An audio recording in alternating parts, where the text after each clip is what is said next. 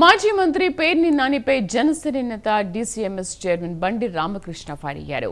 నీకు నువ్వు సీనియర్ అని చెప్పుకుంటే సరిపోతుందా అని ప్రశ్నించారు. పేర్ని నాని వైసీపీలో తనకు సీనియర్ ఎవరు లేరన్నట్టుగా మాట్లాడుతున్నారని అన్నారు. అసలు ఏ రోజైనా మచిలీపట్నంలో ఎంపీలను గౌరవించావా అని ప్రశ్నించారు రామకృష్ణ. ఎంపీలు ఇచ్చే డబ్బులతో ఎన్నికల్లో ఓట్లు కొని గెలిచిన వ్యక్తి పేర్ని నాని అంటూ విమర్శించారు. మాట్లాడదా ఆయన అంటాడు, నేను చాలా సీనియర్ నాయకుడిని, అవసరమైతే నేను ఎంపీ టికెట్ కావాలని నేను అడిగి తిప్పించేస్తారు, అంత సీనియర్ నేను నాకేంటి అంటాడు. ఎంపీలకే ఎసరు పెడతానికి ఎంపీలనే గౌరవిస్తాం రాదు. ఎంపీల దగ్గర డబ్బులు తీసుకుని ఆ ఫైనాన్షియల్గా మరి రాజకీయాలు ఎంత ఉపయోగపడ్డ ఎంపీలు ఎంత గౌరవించాలి? ఆ గౌరవిస్తాం అనేది మీకు తెలియదు. మీరు ఎప్పుడైనా మీటింగ్ పెడితే ఒక కార్యకర్తలకు ఏం చేయాలి చెప్పండి? అసలు డ్రామాలు ఆడకూడదుగా.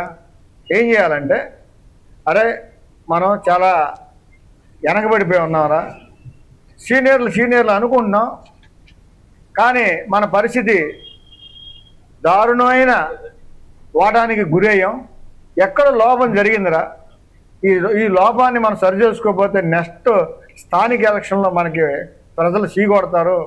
ఎందుకంటే పెత్తందారి ధనం మొదలెట్టాం మేము వాళ్ళేమో సేవ చేస్తున్నారు, కూటమిలో ఉన్నటువంటి వాళ్ళేమో సేవ చేస్తున్నారు, మనమేమో పెత్తందారుల దాకా ప్రవర్తిస్తున్నాం. జగన్మోహన్ రెడ్డి గారిని చూసి ఇంకా ఘోరంగా తయారైపోయాం అని మీరు కార్యకర్తల మీటింగ్లో పెద్దన్నలాగా ఉండండి, అన్ని కులాలని కలుపుకెళ్ళిపోండి, అన్ని పార్టీలను కలుపుకెళ్ళంటారా? ఎందుకంటే మనం మంచి పేరు తెచ్చుకోవాలని పోయి అక్కడికి వెళ్ళి గన్నవరం వెళ్ళారు. గన్నవరం యార్లగడ్డ వెంకటరావు గారిని పట్టుకుని ఆయన ఏదో చెప్పుకుంటూ వచ్చారు. మీరే గురువు అన్నట్టు మాట్లాడుతున్నారు. మీ దగ్గరికి వచ్చారు అందరూ. స్కూల్కి వెళ్తాం, స్కూల్లో మాస్టర్ మన చదువు చెప్తాడు, గురువు అని గౌరవిస్తారా?